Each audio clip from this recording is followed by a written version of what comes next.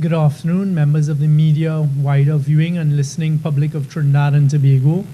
Thank you for coming to today's press conference that I called yesterday. And really it's an opportunity for me to address you all on a number of issues that have me quite concerned, and also on a number of issues that are currently in the public domain. First of all, and this is not an issue of concern, first of all, I'd like to thank the men and women of the Trinidad and Tobago Police Service, as well as the support that they've gotten from the Trinidad and Tobago Defence Force for the operations that they've been conducting over the past few days, and as I expect them to continue sustaining as we go forward. As I had talked about sometime last week, towards the middle of last week, there have been a number of operations that were being planned for some time now, and today I'll address really the whole issue of gang-related criminal activity in Trinidad and Tobago. So I'd like to start by thanking the men and women, as I say, of the Trinidad and Tobago Police Service and our Defence Force, who worked over the past few days in carrying out a number of intelligence-driven operations. I am sure that the police service will provide us with the necessary statistics as we go forward, but as I've seen reported in the newspapers and as I got reports, there were a number of arrests over this period of time. There were a number of persons of interest who were detained over the period of time, some of whom have been charged and some who have been released.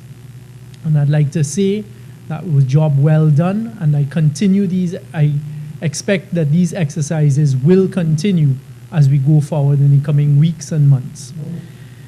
I have asked you all here today to address the issue of the gang culture that has taken root in Trinidad and Tobago, and in particular my concerns as the Minister of National Security over what I see of an unholy alliance being formed between members of the political directorate and the gang, those persons who are alleged to be in gang-related activity.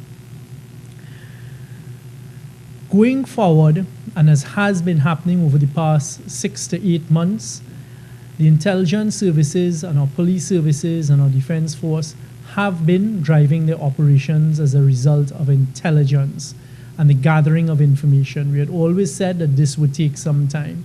I remind you of the passage of the anti-gang legislation and the difficulties that the government faced in passing the anti-gang legislation.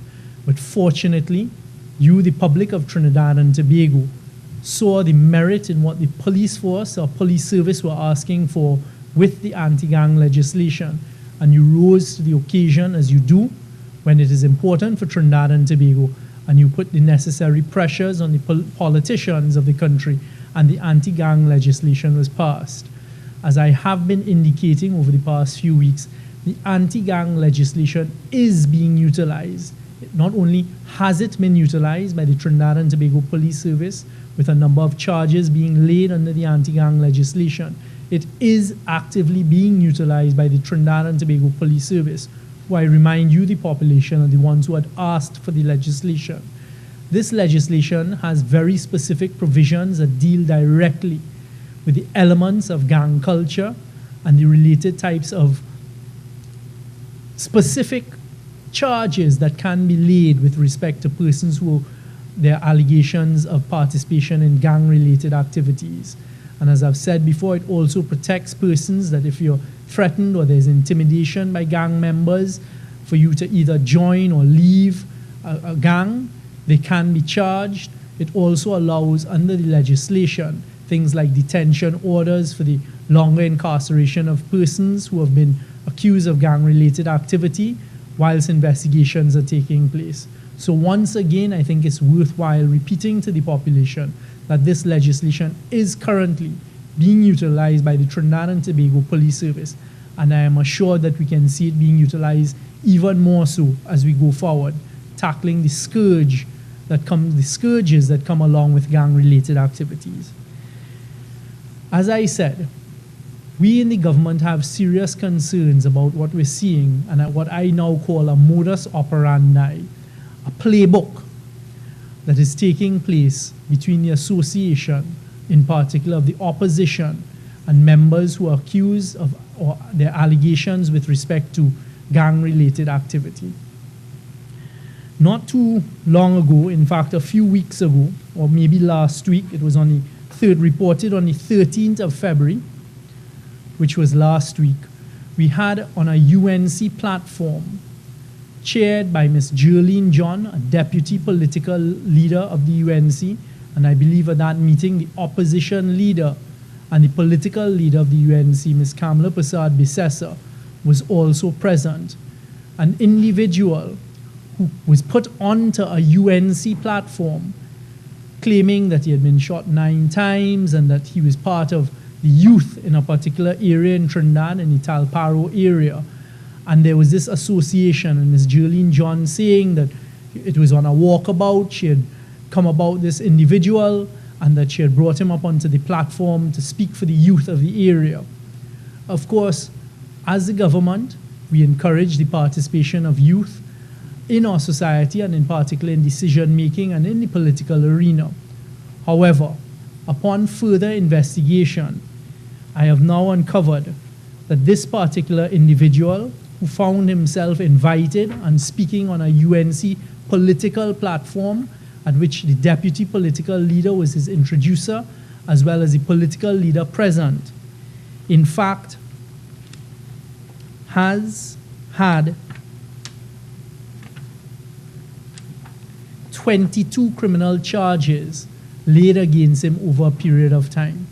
22 criminal charges, ranging from possession of ammunition without license, possession of firearms, sex with a female between the ages of 14 and 16 years old, multiple charges of possession of marijuana, disorderly behavior, use of obscene language, resisting arrest, wounding with intent, driving under the influence of drink or drug,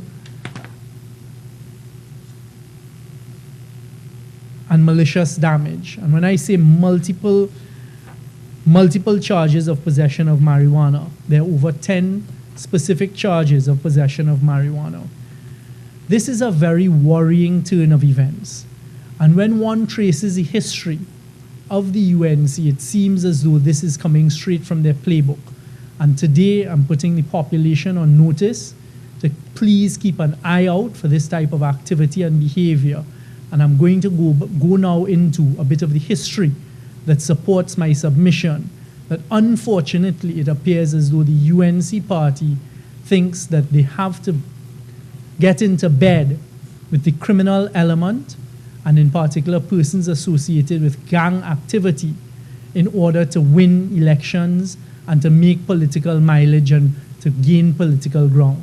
You would recall that not too long ago there was a most unfortunate incident with Minister Hines, the Member of Parliament for Laventille West, in the Beetham estate. And in fact, when it was uncovered and found, one of the persons who was charged was in fact not only a UNC activist, but was described by Mr. David Lee as a foot soldier of the UNC.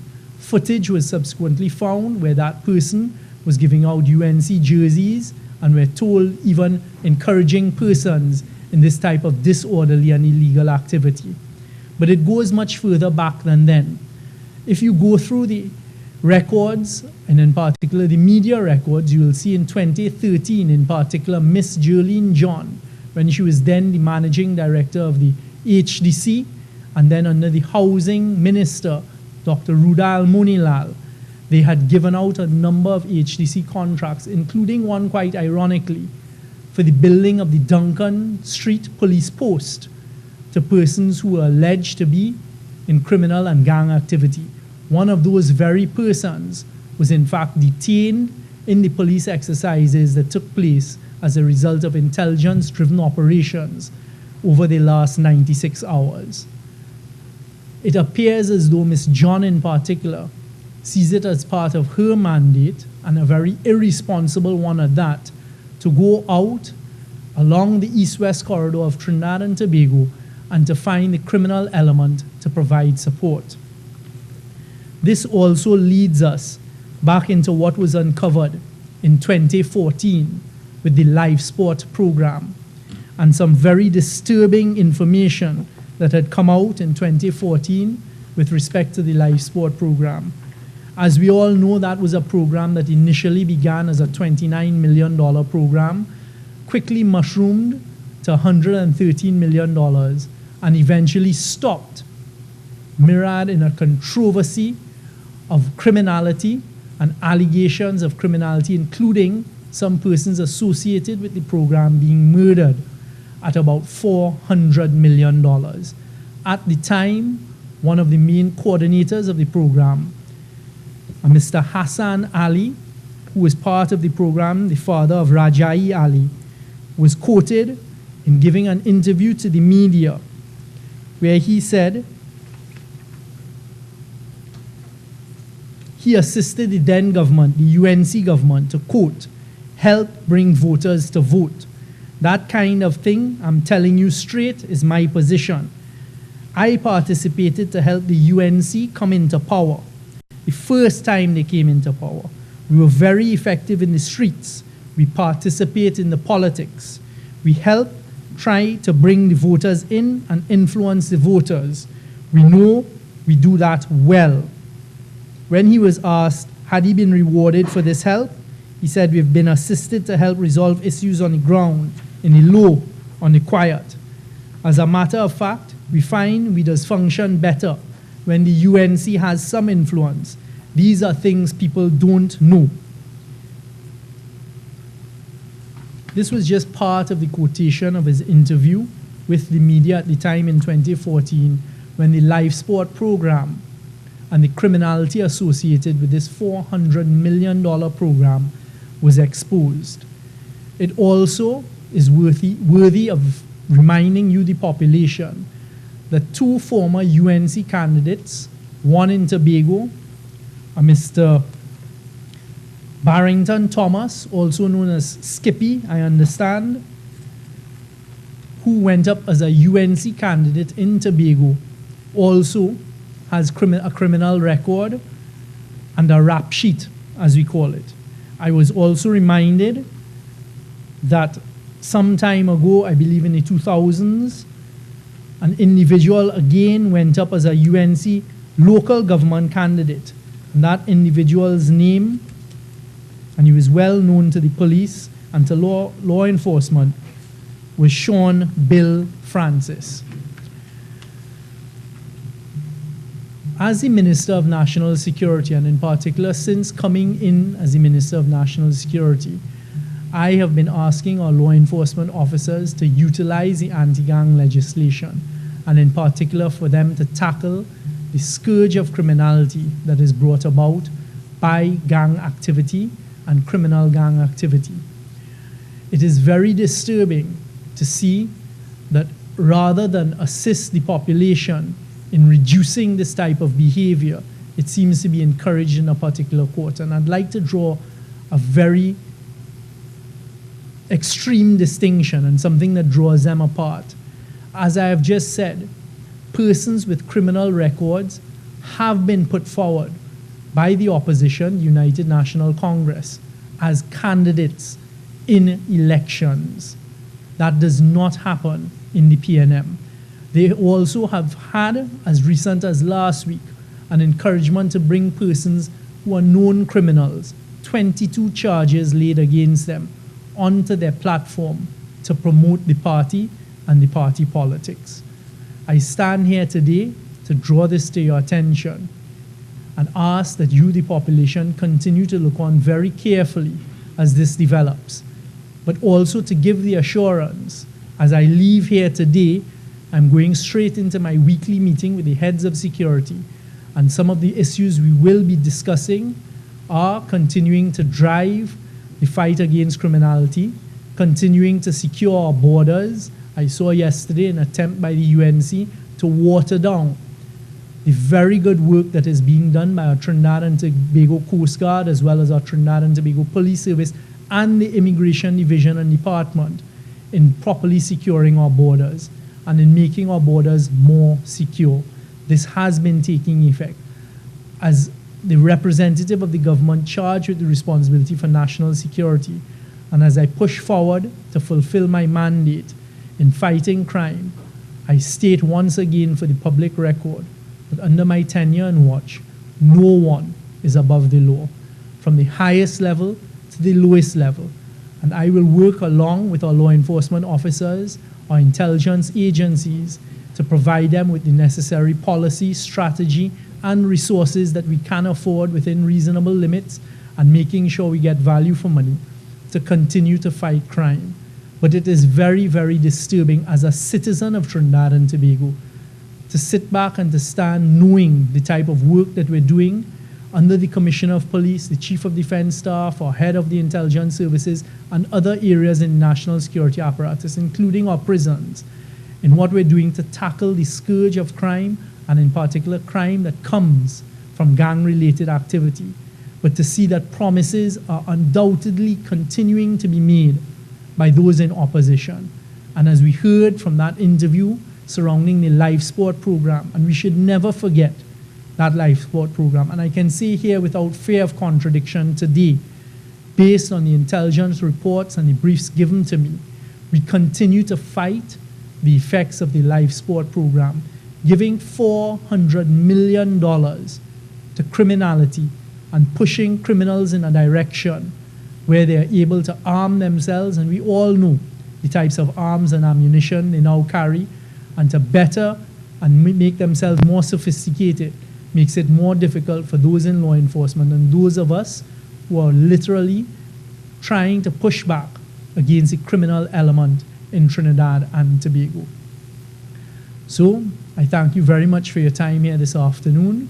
And again, I thank the men and women of our protective services as they continue to do their work.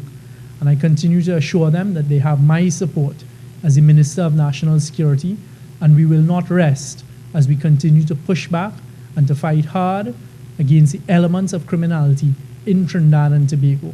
And I say in ending that no one is above the law, and no one who is a lawful citizen and a civic-minded citizen should encourage the criminal elements in Trinidad and Tobago. I'll take some questions. Or just one other thing before Mr. Samaru come on.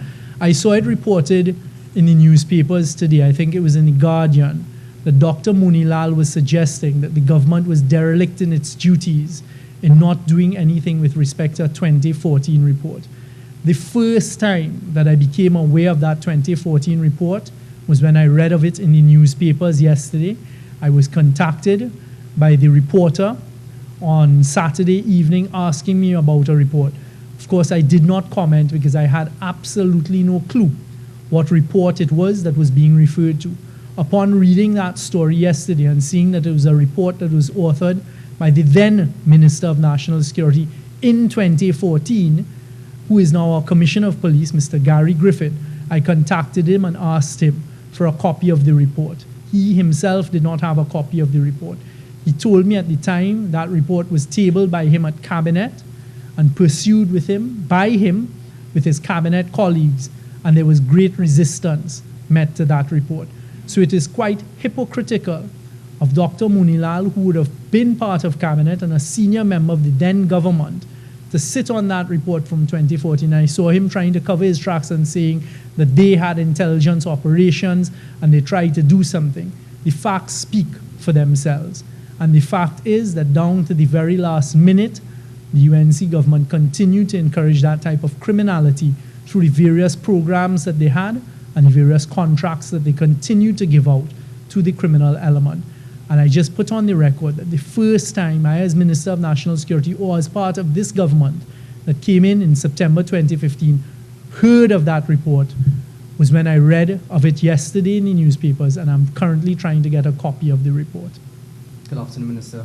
You said you were deeply disturbed to hear about the UNC's alleged connection with known criminal elements, people with a rap sheet.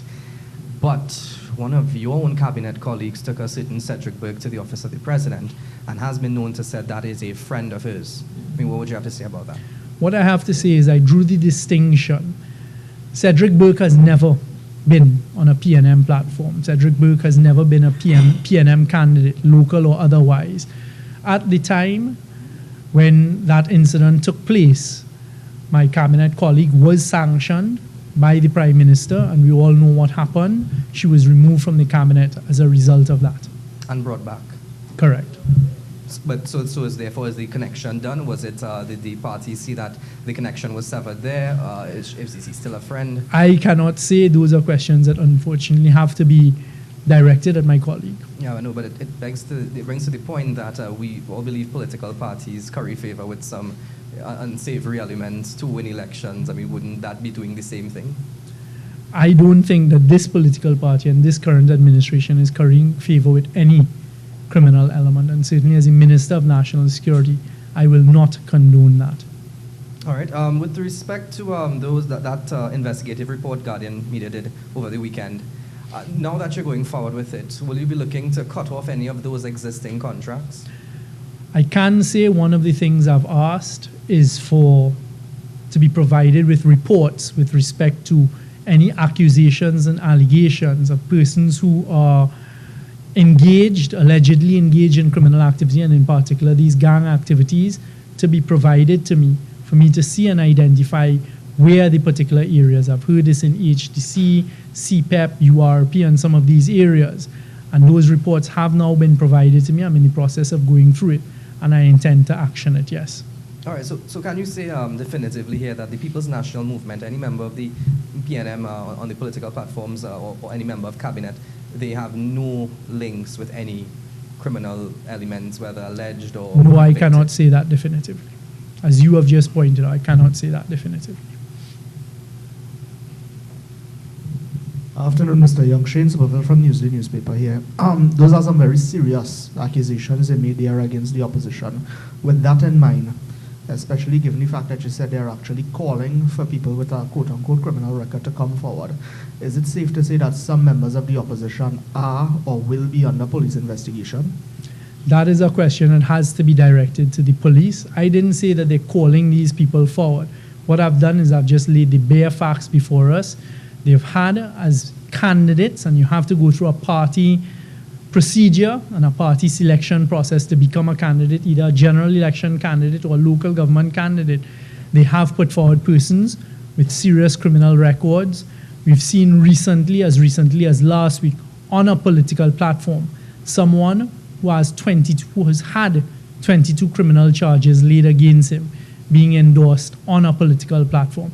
I can also tell you, in the 2015 general elections, when I was a candidate for Port of Spain North, St. Anne's West, there was a particular criminal element, an alleged gang leader, who sent a message for me then that I needed to meet with him and I needed to garner his support to win the seat.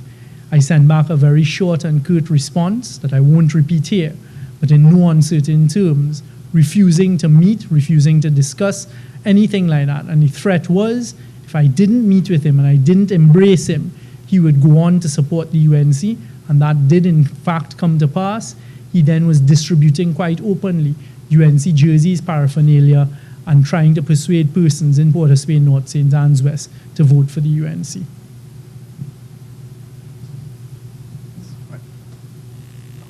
Thank you. Can you tell me the link between the alleged link between the UNC and criminal elements? I mean, how does that translate to a threat to this country's national security? That is something that the police would be best situated to respond to. Minister of National Security. And I brought it up as a serious concern of mine. I've brought it up and laying the facts before you, the population. At the end of the day, the population has to make its own decisions. I would hope that if the police or intelligence services are aware of any unholy alliance that breaches criminality, whoever is in that unholy alliance would be charged. There would be an investigation into them. So if in fact this goes beyond just the mere encouragement of criminal elements, etc., and there is something more than that, more than the mortar and pestle, then I would hope that there is a proper investigation, and if there are charges to be laid, so be it. All right, just a quick question regarding the Operation Strike Back. And over the weekend, we saw some people being held last week, and some people being released over the weekend. Some people, jokingly calling it Operation Catch and Release. Any concern of yours? Is there any concern that it's a repeat shades of 2011, where we saw these mass arrests, and then just as many, we saw a lot of people being released as well? Absolutely no analogy between the two. 2011, let us not forget, was a state of emergency where all of our constitutional rights were shut down. We were deprived of our rights. There then was a mass gathering of persons, and as we now know, it was not based on intelligence. As we now know, it has cost us, the taxpayers, us, the citizens of Trinidad and Tobago, tens of millions of dollars in damages. Every single thing that took place within the last 96 hours was done within the parameter of the law, was done without a state of emergency. These operations were intelligence driven. The police are the ones who are best suited to give us the particulars and the details associated with it. But by the mere fact of persons being released and released within time, so there's no breach, there's no threat of damages against the state because everything was done lawfully. Do not underestimate the positive effects of that type of action from both a disruptive point of view, but also from an information gathering point of view. These are not going to be one-off operations. I can't help how people term certain things. If you say catch and release, etc., that's certainly not how I would term it. I would term it the start of what we're going to see, a sustained set of intelligence-driven operations aimed at the heart of criminality. So is this the desired effect, to send a message, to send a warning, or to really put these guys away? I think you've met all of those, tick all of the above. I think they have seen now the seriousness of our law enforcement. As I say, I'm going into a meeting with the heads now, and we will have discussions. And there were certain charges laid from what I've seen, and I'm sure the police will give us further details as we go forward. I saw yesterday in the La Romaine area, there were again quite a successful raid with quite a lot of narcotics being found, as well as firearms, etc., and persons being charged as a result. Again, intelligence-driven operations.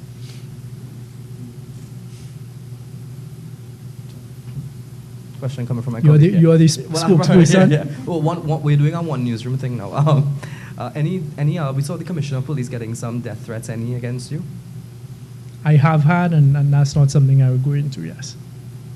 Just get a little something, a text message, a phone call, a letter. I will leave it right there. I'd prefer not to talk about it. Hi, good day again, sir. This morning, Commissioner Griffith appeared on a talk show on CNC3 where he criticized, well, what he said offered some constructive criticism of media houses. Just wanted to know, you also being the Minister of Communications as well as National Security, what is the government stance on this? Do you think it was appropriate to stand by his remarks?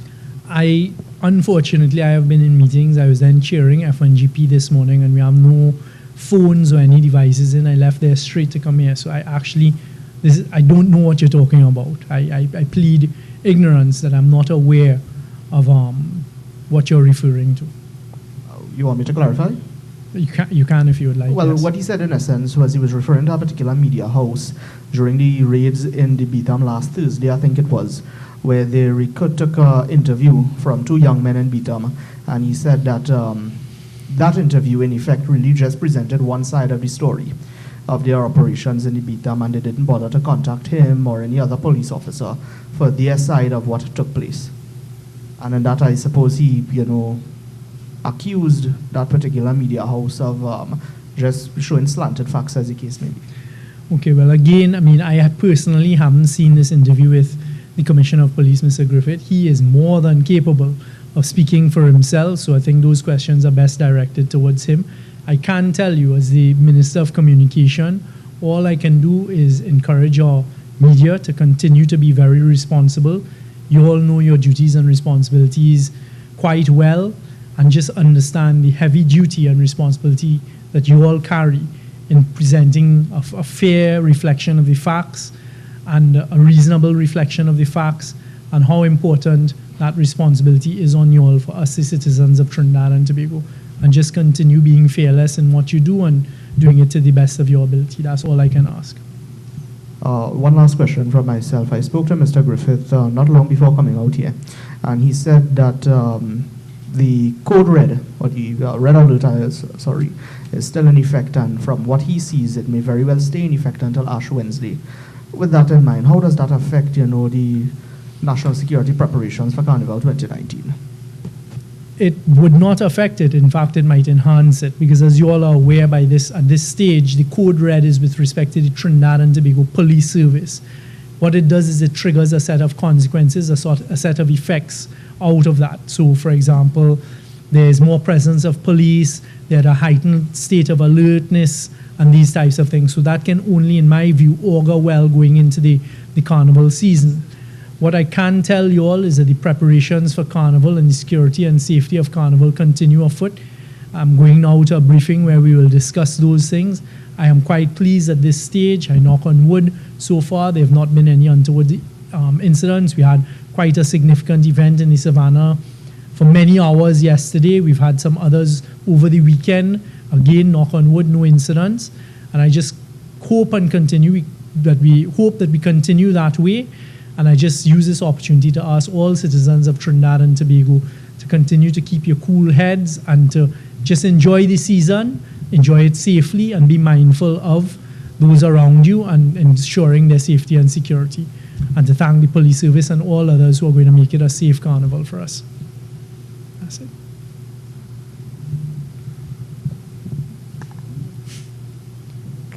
Good afternoon, Ron Dowler, Guardian. Last year, Carnival, I think there was an ISIS threat. Is there any security concerns, major security concerns for this Carnival season? Last year, Carnival, what we had was we had confirmed intelligence of a potential terrorist attack and a potential disruptive attack on Carnival. At this stage, we have no such intelligence, but it does not mean for a second that we're not working and we're not alert and that we're not going to take certain actions. All right? Okay, thank you all very much for your time this afternoon.